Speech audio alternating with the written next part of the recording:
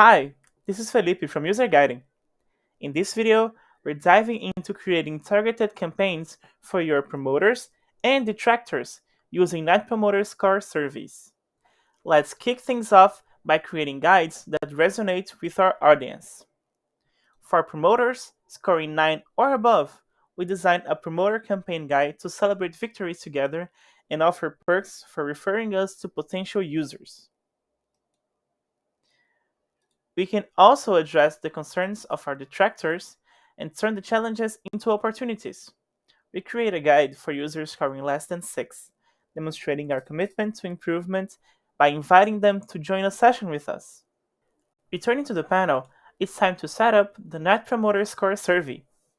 Here, we can select the NPS template and add conditional logic to trigger specific guides based on user responses.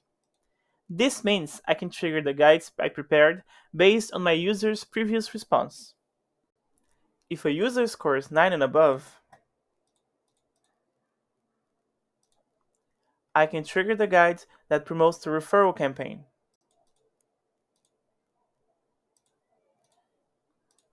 If they score less than 6, I can trigger the guide that allows them to book a session with us.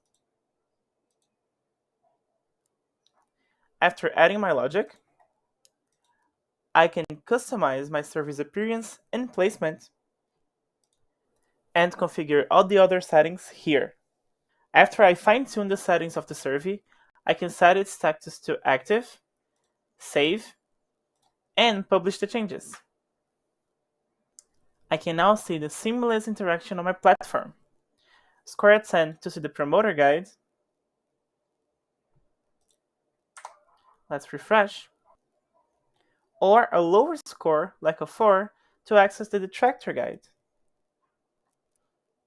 Utilizing conditional logic in the NPS survey helps implement effective campaigns that resonate with your users and enhance overall satisfaction. I hope this was helpful.